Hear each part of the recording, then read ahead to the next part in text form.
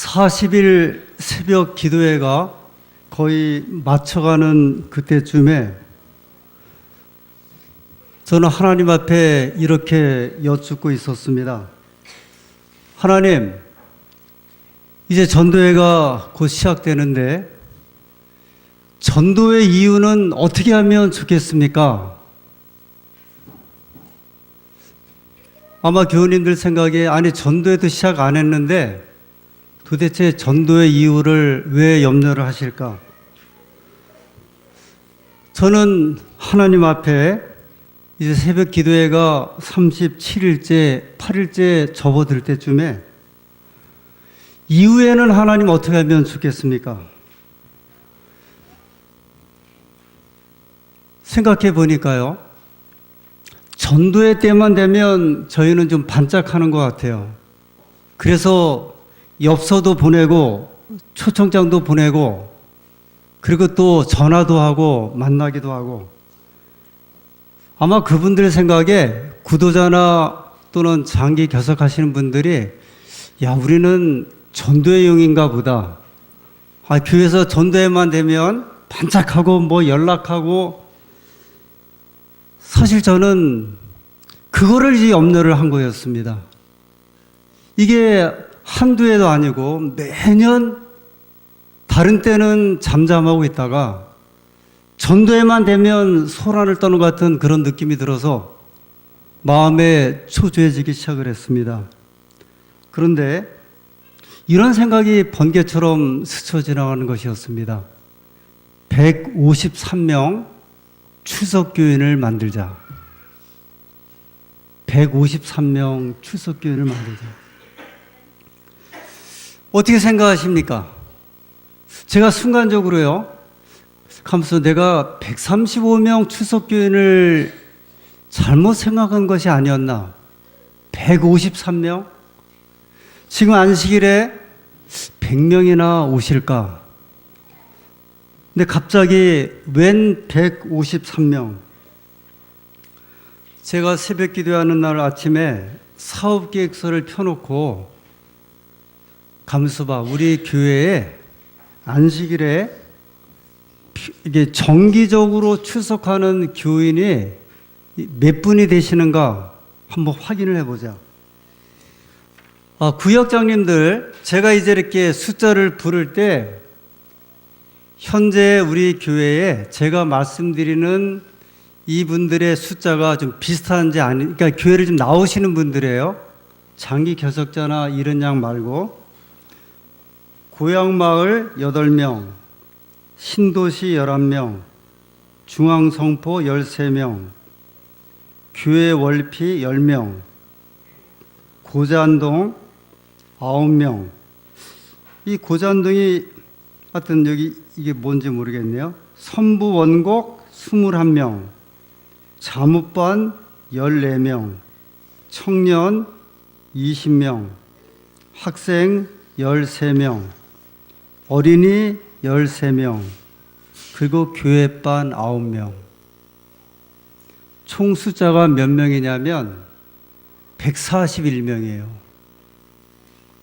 물론 여기에 학생 및 출타 중에 예를 들어 군대 가 있다든지 또는 대학을 다니기 위해서 지금 출타한 학생들 포함해서 제가 헤아려 보니까요. 그러니까 이 사람들은 일단 우리 교인들이거든요. 141명이에요. 그 중에 이 안식일에 거의 정기적으로 오시는 분들, 그러니까 이렇게 공부하기 위해서 출타해 있거나 바깥에 나가 있는 분 말고 제가 다시 한번 또 헤아려 봤는데 어른이 111명, 어린이가 13명, 이 어른에는 학생, 청년 다 포함되었습니다. 그럼 모두 몇 명이냐면 124명은요 늘 교회에 오시는 분들인데 그 중에 20, 30명이 이제 안식일에 빠지시는 거예요. 그래서 이제 100명이 될까 말까. 어느 안식일에는 90명, 95명. 앞서 다시 앞으로 가서 저희 교회가 현재 저희 교회에 적을 두고 신앙하고 있는 그분들이 총 몇 분이냐면 141명이에요. 그럼 제가 말씀드린 153명 출석교인을 우리가 한번 이뤄보자는 이 수치가 높은 수치입니까? 사실 아닙니까? 사실은 아니에요. 오늘 같은 경우에 이제 잠옷반 특별 집회도 있었고 또 우리 학생들이 외박해서 돌아오면서 아마 오늘은 한 100여 명 정도 좀 될 것 같아요. 100명을 좀 넘을까 말까.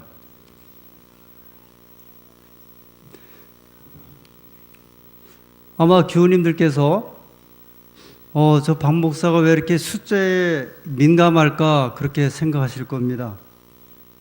근데 제가 새벽 기도를 이렇게 계속하면서 이 목적 없는 기도, 목적 없는 방문, 목적 없는 전도에는 소용이 없다는 생각을 하게 됐어요. 제가 종종 이런 이제 권고를 받습니다. 너무 이렇게 숫자에 연연하지 말라 이렇게 말씀을 듣는데 제 개인적으로는 저희가 너무 숫자에 소홀했어요.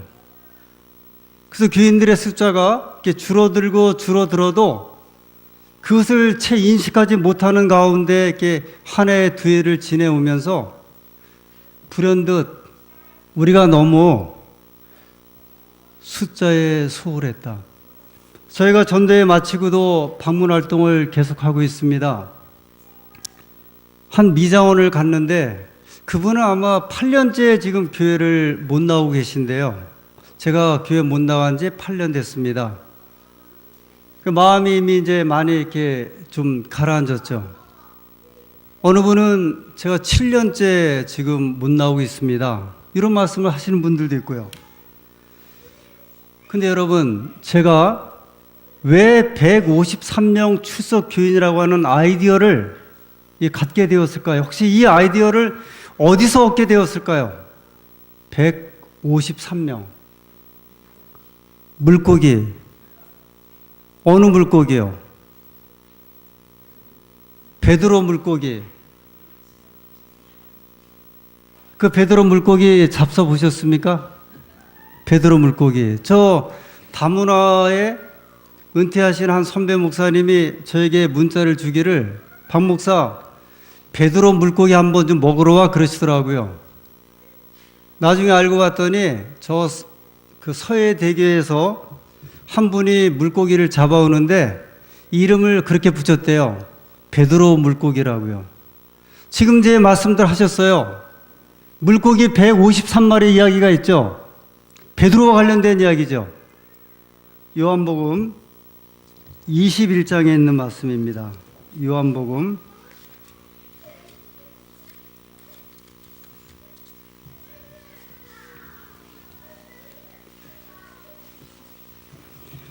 '네, 신약성경 요한복음 21장 1절부터의 말씀입니다. 그 후에 예수께서 디베랴 바다에서, 네, 여기 그 후에는 예수님께서 부활하신 후에 이런 말씀입니다.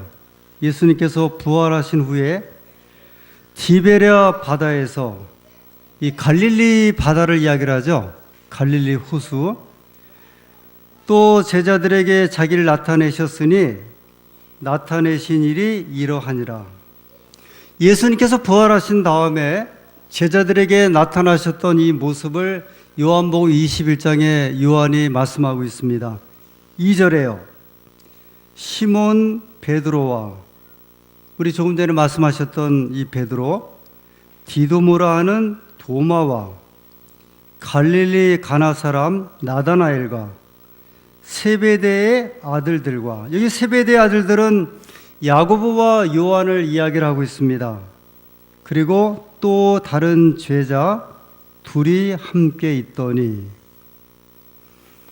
예수님께서 부활하신 후에 7명의 제자가 디베랴 바다 또는 갈릴리 바다에 모였습니다.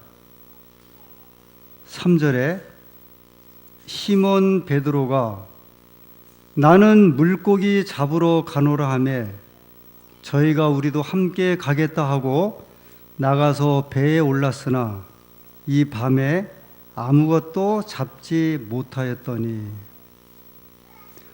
여러분, 여기 요한복음 21장 이 3절의 이야기는 조금은 슬픈 이야기입니다. 예수님께서 십자가에 달려 돌아가시고 이 12명의 제자들은 이제 뿔뿔이 흩어지지 않았습니까? 이제 숨어서 지내게 되었죠. 그러다가 마리아를 통해서 예수님께서 부활하셨다는 소식을 듣고 그들이 이제 한 집에 숨어 있을 적에 예수님께서 나타나십니다. 예수님께서 나타나실 때 문을 열고 들어오신 것이 아니고요, 그냥 그 집을 들어오셨어요. 이 제자들이 만남이 있었습니다. 그리고 나서 또 만났어요. 그러니까 부활하신 예수님을 두 번째 만나고, 지금 이 장면은 세 번째 만나는 장면이 벌어지는 일인데, 이 장소는 어디였냐면 갈릴리 호수였습니다. 그런데 여기에 베드로가 제자들과 함께 이렇게 이야기를 합니다. 내가 이제 물고기 잡으러 가겠다. 여러분, 이 표현은요, 베드로가 더 이상 예수님의 제자로서 하던 일을 이제 그만두고 내 생업에 종사하기 위해서 이제 물고기 잡으러 가겠다고 하는 자기 의지에 대한 표현으로 이해를 많이 합니다. 그래서 어느 성경학자는 이 베드로가 타고 간 이 배를 베드로의 배라고 그렇게 생각을 합니다. 그리고 여기 나오는 7명의 제자들은 다 물고기를 잡던 어부들로 이렇게 생각을 합니다. 그러니까 옛날 직업으로 이제 돌아간 거예요. 예수님을 믿고 따르다가 그 일이 실패로 끝났다고 생각을 하고 이제 어떻게 하기로 했냐면, 과거에 자기의 하던 일로 내가 돌아가겠다. 여러분, 우리가 종종 직장 생활하다가 아니면 어떤 생활을 하다가 여기 베드로처럼 물고기 잡으러 가겠다는 이런 표현과 생각을 종종 하는 경우가 있습니다. 목회자들도 가끔 이제 그런 의지를 표현하기도 하고요. 또는 어떤 삶을 살던 사람들이 내가 지금 하던 일을 그만두고 예전에 이런 일을 하겠다. 여기 요한복음 21장 3절에 나오는 이야기는 베드로와 함께 했던 제자들이 3년 반 동안 예수님을 따랐던 그 모든 일을 이제 뒤로 하고 내가 예전에 했던 일을 따라가겠다고 하는, 어찌 보면 3년에 예수님과 함께 했던 일은 실패로 끝나고요, 내가 예전 일을 따라 하겠다는 그런 이야기입니다. 그런데 하나님의 말씀에는 그들이 배에 올랐으나 밤이 새도록 아무것도 잡지 못했다, 이렇게 말씀을 합니다. 여러분, 한번 좀 생각해 보시죠. 베드로처럼 어느 분은 물고기를 잡으러 가시는 분도 있을 것이고요, 어느 분은 아침 6시에 새벽 일터에 나가서 승합차가 한 대씩 한 대씩 지나가면서 사람을 부를 때 자기 이름이 불려지지 않아서 8시, 9시가 되어서 이제 터덜터덜 집으로 돌아오는 그런 심정들이요. 취직을 하기 위해서 어느 사람은 10곳, 20곳, 100곳의 취업 원서를 제출했지만 한 곳도 연락이 오질 않아서 그 허전한 마음을 안고 그렇게 쓸쓸하게 그 밤을 지내는 그런 모습이요. 이 베드로와 함께 했던 7명의 제자들은 이 밤에 한 마리도 잡지 못하고 그들은 그 밤새 쓸쓸하게 바닷가에서 그물을 내리고 있었습니다. 4절에 있는 말씀입니다. 날이 새어 갈 때에 예수께서 바닷가에 서셨으나 제자들이 예수신 줄 알지 못하는지라. 우리가 성경에 나오는 어떤 이렇게 장면을 이 그림으로 혹시 그린다고 하면, 아니면 어떤 장면을 이렇게 우리가 이렇게 좀 이렇게 그림 속에 좀 그려본다고 하면요, 여기 나오는 이 장면은 성경에서 나오는 장면 가운데 가장 슬프기도 하고 이 감동적이기도 한 장면이 이렇게 그려지고 있습니다. 7명의 제자는 그 갈릴리 호수에서 그렇게 그물을 내려도 한 마리의 고기도 잡지 못하고 있었는데요. 그래서 밤이 지나서 이 새벽 여명이 가까울 때 그 바닷가에 예수님께서 그곳에 서 계셨습니다. 시대의 소망에는 이 장면을 이렇게 말씀하셨습니다. 그 밤새도록 예수님께서 그 제자들의 그물질하는 모습을 예수님께서 지켜보고 계셨다 이렇게 말씀을 합니다. 예수님께서 이렇게 말씀하십니다. 얘들아, 너희에게 고기가 있느냐? 대답하되 없나이다. 밤새도록 그물질을 하고 고기를 잡고자 수고를 아끼지 않았던 제자들에게 예수님께서 이렇게 물어보십니다. 너희에게 고기가 있느냐? 예수님께서 말씀하시기를 없다고 이렇게 말씀을 합니다. 제자들이 말하기를 없다고 말합니다. 제자들은 예수님께서 그곳에 와 계신 줄도 몰랐죠. 그냥 밤새도록 그 깜깜한 그 호숫가에서 정신없이 이쪽에다가 그물을 던지고 그 다음에 저쪽에다 그물을 던지고 베드로는 아마 이쪽으로 한번 가보자고 할 것이고요. 그 다음에 도마는 저쪽으로 한번 가보자고 할 것이고요. 나다나엘은 아니다. 이쪽이 내가 옛날에 보니까 고기가 많았던 것 같다. 그러나 한 마리도 잡지를 못했습니다. 예수님께서 이렇게 이야기를 하십니다. 그물을 배 오른편에 던지라. 제자들이 예수님의 말씀에 의지하여 그들이 예수님께서 말씀하신 대로 그 오른편에 그물을 던졌습니다.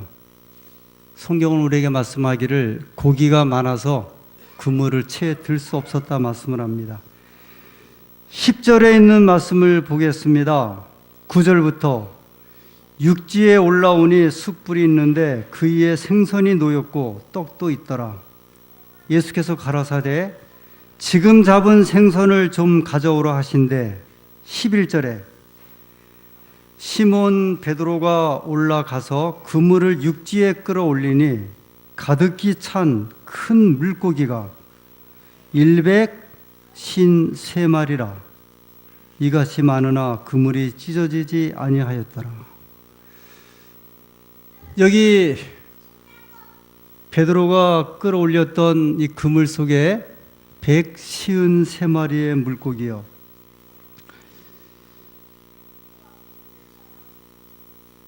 한국 사람들이 백두산에 가면 제일 보고 싶어 하는 게 천지죠. 백두산 천지. 중국 사람들이 보는 백두산 천지에 대한 감동하고 한국 사람들이 보는 천지에 대한 감동은 정말 천지 차이인 것 같아요. 말 그대로. 이건 말로 표현 안 되는 아주 감동적인 그 장면이, 그래서 어느 분은 4번이나 천지를 보러 왔는데 못 봐갖고요. 구름과 비 때문에 울면서 내려오고 일주일을 더 묵다가 5번째 보면서 눈물 흘린 그런 분도 계세요. 아마 한국 사람이라고 하면 저 백두산 천지에 대한 감동은 이루 말할 수 없을 것입니다. 그리스도인이라고 하면요, 저 이스라엘 땅에 있는 이 갈릴리 호수에 가서 그 모습을 바라보면 정말 눈물이 이렇게 핑 도는 감동을 맛볼 수 있습니다.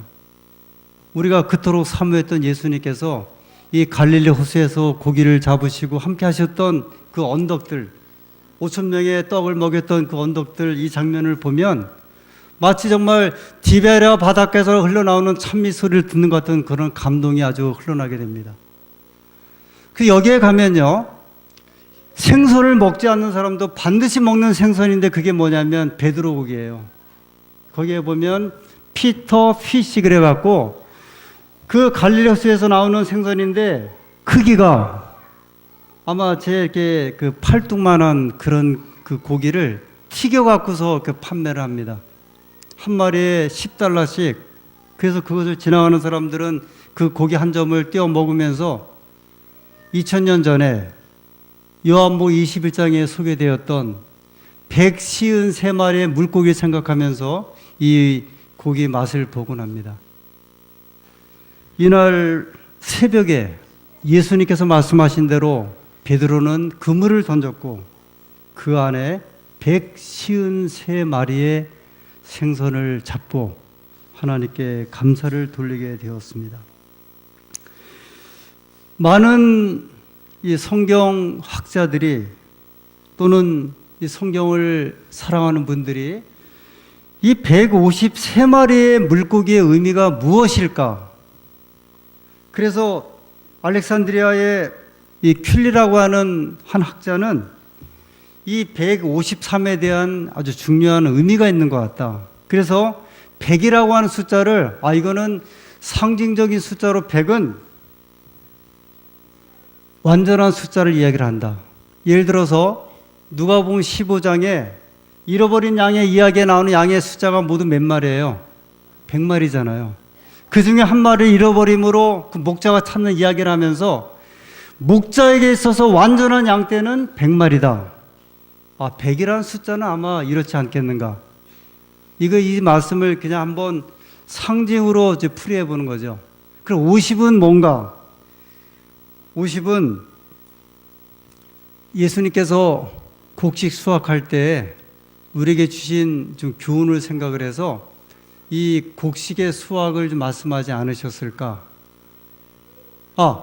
잠깐요. 100이라고 하는 거를, 또 하나는 이 예수님께서 100배, 60배, 30배 할 때 그 100배라고 하는 걸 이야기를 해갖고 100이라는 숫자를 갖다 여기다가 이제 한번 부여를 하게 되었습니다. 50은 뭘까를 생각할 때 50은 이 모일 수 있는 이스라엘 백성의 숫자가 아닌가. 그리고 3은 삼위일체 하나님. 그래서 이제 이 153이라는 숫자를 이방인 숫자 100명, 구원받을 유대인 숫자 50명, 그리고 하나님의 은혜를 힘입어서 구원받을 숫자 153명을 상징적으로 말하는 것이 아닌가. 이렇게 이제 풀이하는 분도 있고요.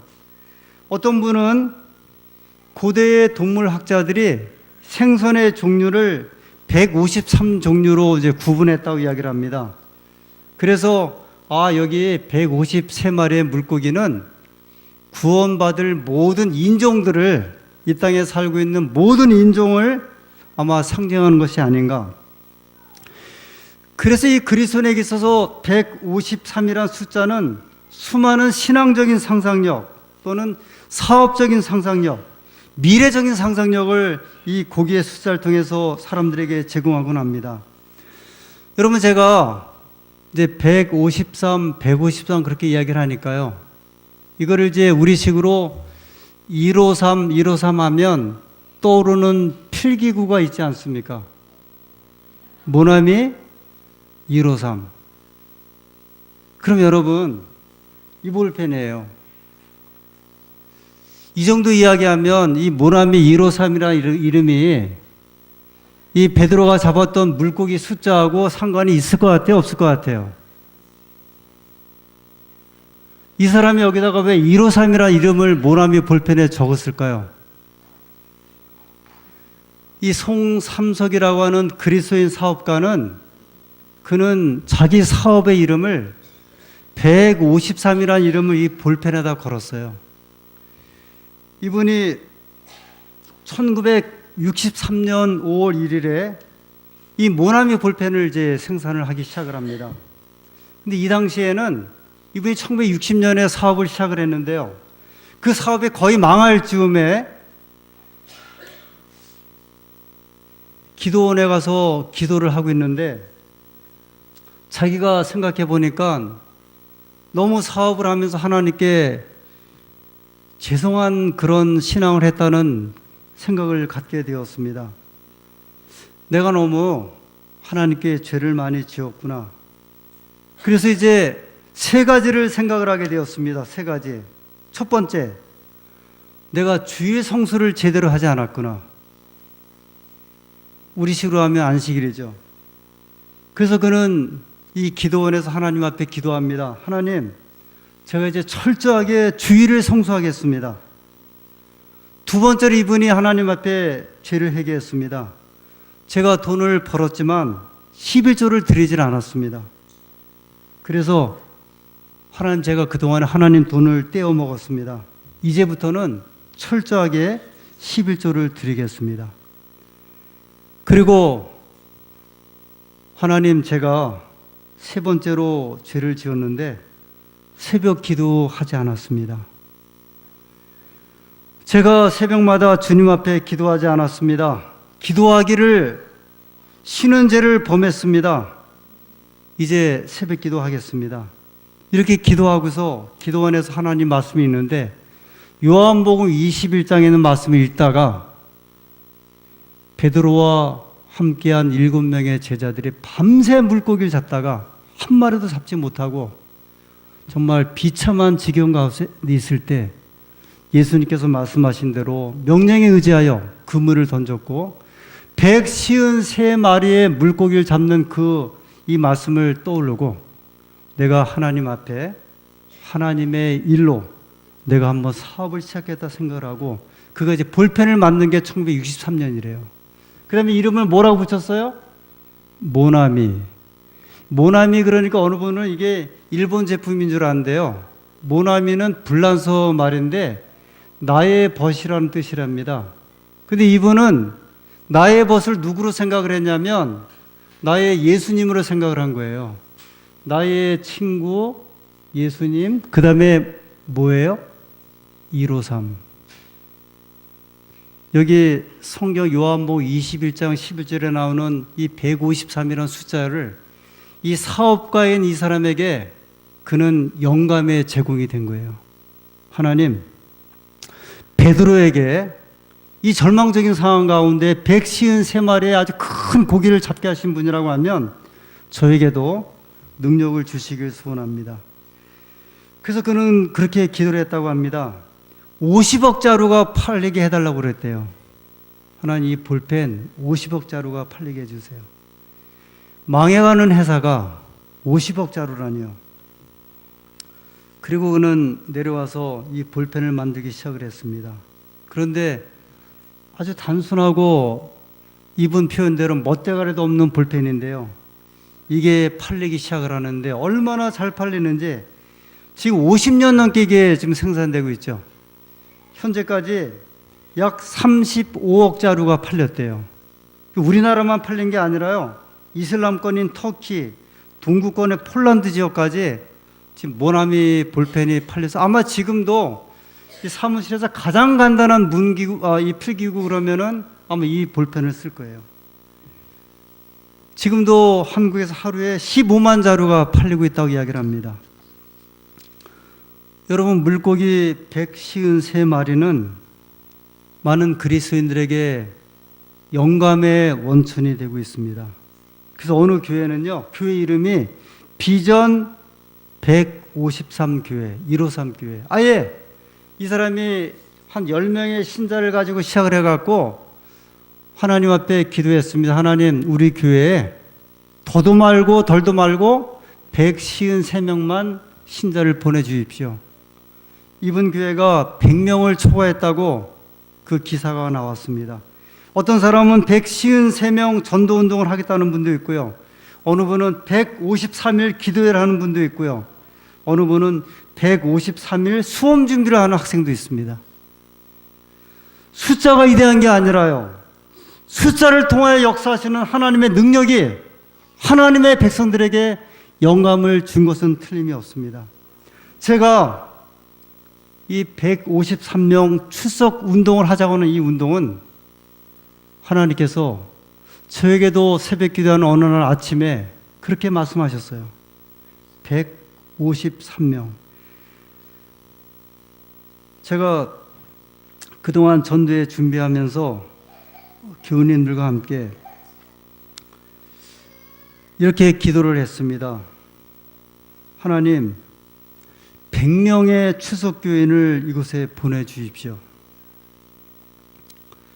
참 딱하죠. 저희가 120명 모이던 교회였는데 도대체 어떻게 돼? 이 120명 모이된 교회면은 몇 명 모이게 해달라고 기도를 해야 돼요. 150명, 160명을 모이게 해달라고 기도를 해야 되는데 정말 불쌍하고 비참한 목사는 하나님 100명만 추석교회를 보내주십시오. 교회는 200명, 300명이 앉을 수 있는 교회인데요. 저는 하나님께 안식일에 고작 100명만 보내주십시오. 제가 이야기를 저희 집사람에게 했더니요. 우리 집사람이 당신 혹시 알지 모르겠는데 우리 안산교회 집 주소가 몇 번인지 아세요? 안산시 단원구 예술대학로 153번지예요. 우리 교회는 이름 자체가 몇 명이 모여야 되는 교회예요. 153명이에요. 그래서 제가 그 말을 듣고요. 물론 제가 153-1은 알았는데, 그래서 153명 중 한 명이 나인 교회. 그게 무슨 교회예요? 제7일 안식일 예수이름 교회, 안산교회. 전도회는 우리에게 새로운 시작을 이야기를 하고 있습니다. 끝난 게 아닙니다. 제가 이 이야기는 계속 말씀을 드렸어요. 여러분, 이게 끝난 게 아닙니다. 전도회는요, 오픈 게임이에요. 전도회 하기 전에 프레올림픽 하죠. 본 게임 하기 전에. 이것은요, 저는 지금 내년도 계획도 다 가지고 내년도 아예 지금부터 이제 전도회만 되어서 자꾸 전화하고 그러는 것이 아니라 아예 매일, 매년, 매달 우리가 필요한 사람들을 만나고, 그래서 저는 목표를 세우기를 2017년부터 2019년까지 3년 동안에 일단 안식일에 153명을 추석시키는 교회를 만들자. 그렇게 저는 하나님 앞에 좀 기도했습니다. 제가 3년이라는 의미를 좀 부여하는 제 개인적인 의미도 있어요. 하나님 기왕에 저희가 예배를 드리는데 몇 명이요? 153명. 하나님의 은혜가 이 약속을 허락하시고 우리 사업하시는 분들에게도 하나님 말씀이 주는 의미가 많은 것 같아요. 어느 분은 내가 153곳에 영업처를 좀 갖게 해달라고 한번 기도해 보세요. 이 모나미 볼펜 이분은 썼어요. 그거를 썼거든요. 한번 해보십시오. 어느 분은 한번 하나님 내가 한 목적을 가지고 기도합니다. 그래서 153일 기도 목적을 한번 세워보세요.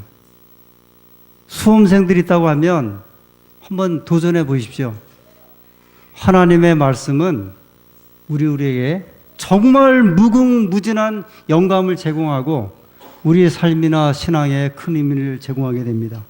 하나님의 은혜가, 그래서 오늘 말씀의 제목은 153명 출석교인 운동입니다. 하나님께서 이 일에 저희들에게 영감을 주시고 또 감동을 주시고 또 채찍질하셔서 이 역사가 이루어지게 하는 놀라운 경험이 함께 하시게 되기를 간절히 소원하면서 오늘 말씀을 마치겠습니다.